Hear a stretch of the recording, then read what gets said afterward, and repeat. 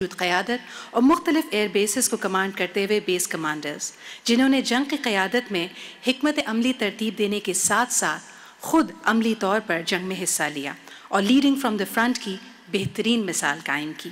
ان کے ساتھ ساتھ ان تمام فیلڈ کمانڈرز کا تذکرہ ہوگا جو آفیسرز کمانڈنگ فلائنگ ونگ اور اسکواڈرن کمانڈرز پر مبنی ہے۔ یہ فیلڈ کمانڈرز پاک فضائیہ کے ہراول دستوں کی میدان جنگ میں موجود رہ کر سربراہی کرتے رہے، جس کے دوران ان کمانڈرز نے مختلف ہوائی اڈوں سے فضائی حملوں میں بھرپور حصہ لے کر نوجوان ہوا بازوں کی قیادت انتہائی دلیری اور جانفشانی سے ادا کی، جبکہ دوسرے مرحلے میں ہم 1971 کی جنگ کی سینئر لیڈرشپ اور فیلڈ کمانڈرز کا ذکر کریں گے اور ان کو خراج تحسین پیش کریں گے۔ آئیے ان لمحات کا لمس محسوس کریں جب پاک فضائیہ کی اعلیٰ قیادت جنگ ستمبر میں فیصلہ سازی اور فضائی مارکوں کے مراحل سے گزری۔ دیکھتے ہیں ایک مونٹاج۔ 1965 کی جنگ کے دوران پاک فضائیہ کی کمان ایئر مارشل نور خان جیسے مایہ ناز اور دلیر لیڈر کے ہاتھ میں تھی۔ گو کہ انہوں نے جنگ سے چند ماہ قبل ہی فضائیہ کی باغ ڈور اپنے ہاتھوں میں لی تھی، مگر اپنی لگن اور عمدہ قائدانہ صلاحیتوں کے بدولت جنگ میں ایسی کامیابی سمیٹی جس کی نظیر آج بھی نہیں ملتی۔ جنگ شروع ہو چکی تھی اور نور خان کو جلد ہی کچھ کرنا تھا۔ نور خان اپنی نہایت قابل ٹیم کے ساتھ مل کر جنگی امور اور جنگی حکمت عملی کو عملی جامہ پہنانے میں مصروف ہو گئے۔ آپ کی ٹیم میں انتہائی ذہین اور بہادر assistant chief of the air staff operation air commodore Abdur Rahim Khan اور director operations group captain Zafar Chaudhry شامل تھے۔ ان دونوں انتہائی قابل افسران نے مستقبل میں پاک فضائیہ کی کمان سنبھالی۔ ایئر ڈیفنس کی کمان اے او سی ایئر ڈیفنس ایئر کمڈور مسرور حسین کے سپورٹ تھی۔ ایئر مارشل نور خان ہمیشہ سے لیڈنگ فرام فرنٹ کے اصول پر کاربند تھے۔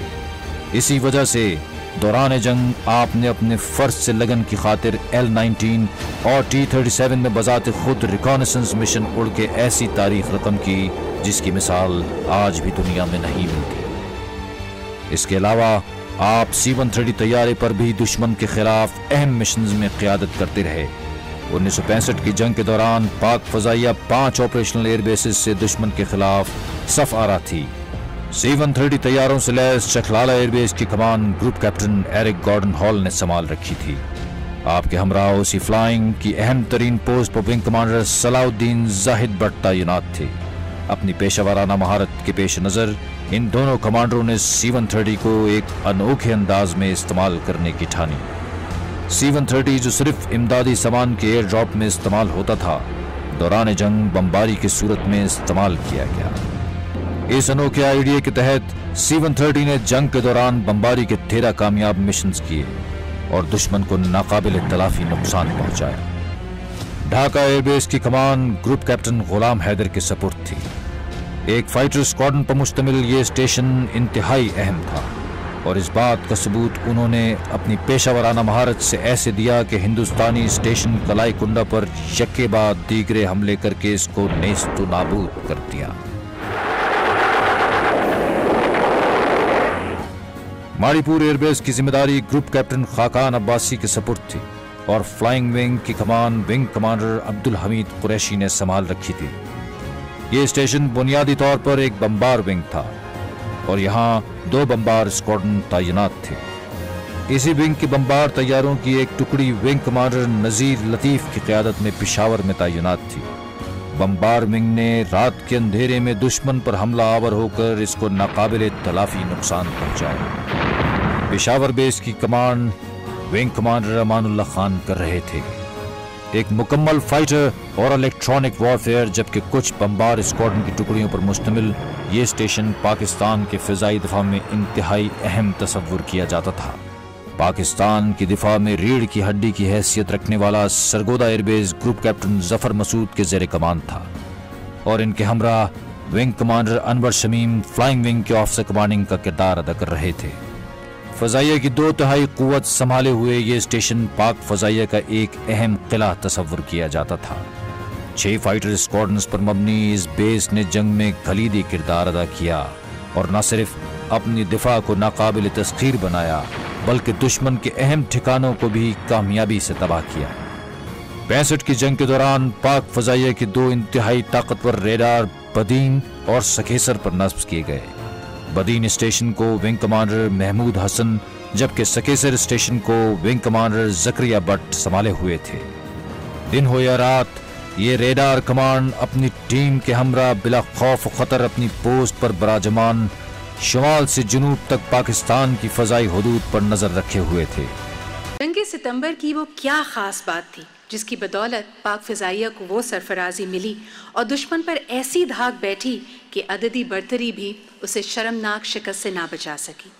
وہ تھی میدان عمل میں پاک فضائیہ کے کمانڈنگ آفیسرز اور اسکواڈرن کمانڈرز کی سرشاری، اور تاریخ گواہ ہے کہ پاک فضائیہ کے 9 فائٹر اسکواڈرن کے اسکواڈرن کمانڈرز نے بذات خود اسٹرائک مشنز کی قیادت کرتے ہوئے جرت اور بہادری کی لازوال مثال قائم کر دی۔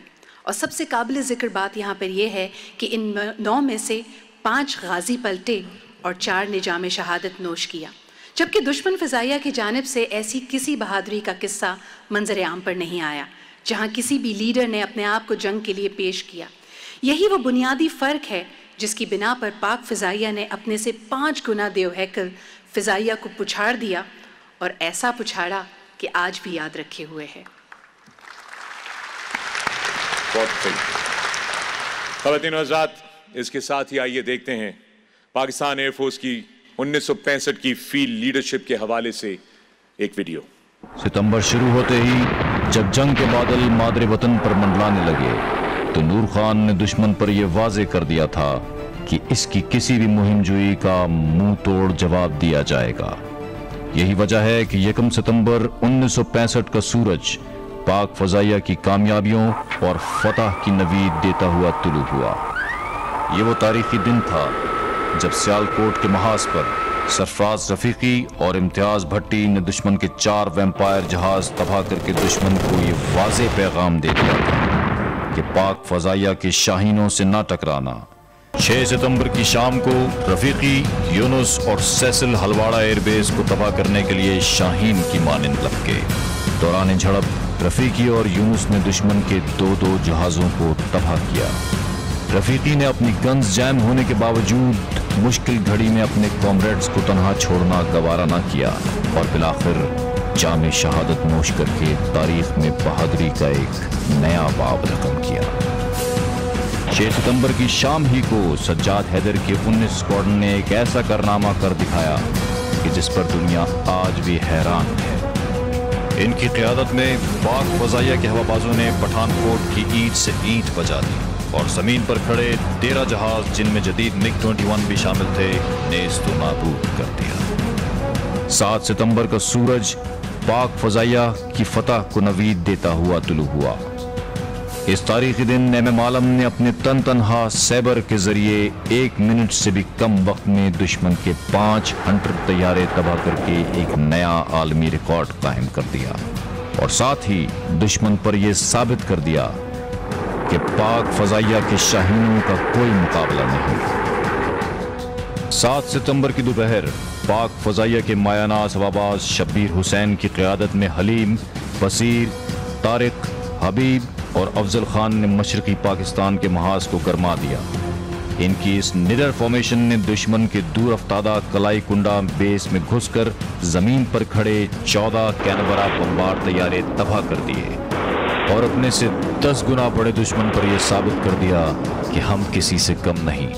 13 ستمبر کی صبح جب پاک فضائیہ کو اطلاع ملی کہ ریل گاڑی کا ایک بہت بڑا کارواں گرداسپور سے انڈین آرمی کی کمک لے کر روانہ ہو رہا ہے تو علاؤالدین کی اس فارمیشن کو اس ٹرین کو تباہ کرنے کے مشن پر بھیجا گیا۔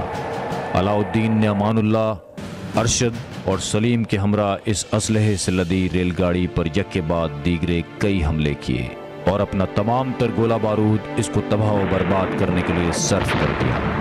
اسی مشن میں آخری حملے کے دوران علاؤالدین کا جہاز تباہ ہوتی ہوئی ریل گاڑی کے شعلوں کا نشانہ بنا اور آپ نے جام شہادت نوش کیا۔ سیف العظم اور عظیم داؤد پوتا نے چونڈا کے محاذ کو گرما دیا۔ ان دونوں ہوا بازوں نے نہایت مہارت سے دشمن کی ایک ٹینک ریجمنٹ کو نیست و نابود کیا اور ساتھ ہی دشمن کی مدد کو آتے ہوئے ایک نیٹ کو سیف العظم نے اپنی بیرہم گنز کا نشانہ بنایا۔ 7 اور 8 اسکواڈن پر مشتمل اس ونگ کے پائلٹس اور نیویگیٹرز نے کمال بہادری سے دشمن کی صفوں میں گھس کر اس کی اینٹ سے اینٹ بجا دی۔ کہیں نجیب خان، ولیم ہارنی اور باللطیف آگرہ اور آدمپور کو نیست و نابود کرتے دکھائی دیے، تو کہیں رئیس رفیع، یوسف الوی، سعادت اختر اور پیٹر کرسٹی ہلواڑہ اور پٹھان کوٹ کو ڈرون سے چلایا۔ کہیں اقبال اور لودھی نے اپنی قیمتی جانوں کا نذرانہ پیش کر کے امرتسر کو تباہ کیا، تو کہیں غوری، سکندر اور شمس جام نگر کو کھنڈر میں تبدیل کرتے نظر آئے۔ درمیان پاک فضائیہ کے وہ سابق سربراہ موجود ہیں جنہوں نے پاک بھارت جنگ میں کئی اہم مشنز انجام دیے اور آگے بڑھ کر انہوں نے پاک فضائیہ کی سربراہی کی کمان بھی سنبھالی۔ سٹیج پر آنے کے لیے میں دعوت دینا چاہوں گی پاک فضائیہ کے سابق سربراہ جناب ایئر چیف مارشل عباس خٹک، نشان امتیاز ملٹری، ستارہ بسالت کو، کہ وہ آئیں اور ہم سب کو اپنے ساتھ اسی دورانیہ جنگ میں لے چلیں اور اس وقت کی لیڈرشپ کے کارناموں کا آنکھوں دیکھا حال بیان کریں۔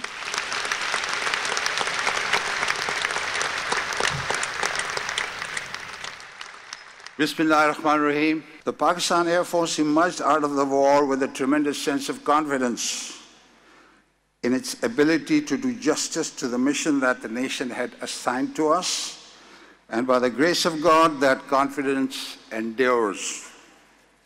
To what caused all this astounding success that we keep talking about? Against an adversary many times our size. If I was to encompass all the reasons in just one word, it would be leadership. And ladies and gentlemen, that is exactly what Air Marshal Noor Khan, who was Pakistan Air Force's commander at the time, achieved.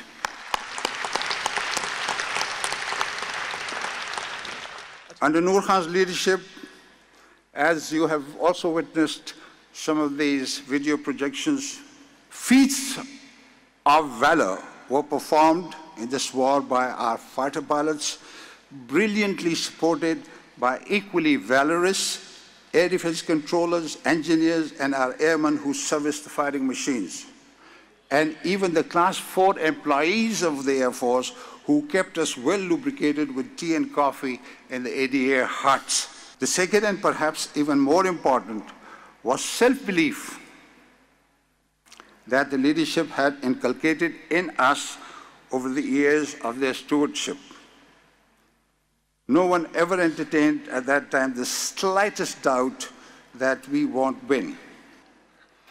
Having said that, we must keep in mind the other two overriding intangibles,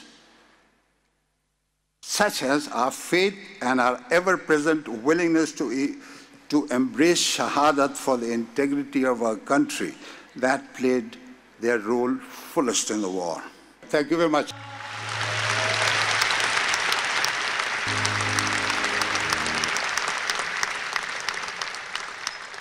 جی ہاں خواتین و حضرات، ہر انسان شاعر، فنکار، گلوکار تو نہیں ہو سکتا، لیکن ہر انسان کے اندر اپنے جذبات کو، اپنے احساسات کو دوسروں تک پہنچانے کا کوئی نہ کوئی طریقہ، سلیقہ ضرور ہوتا ہے۔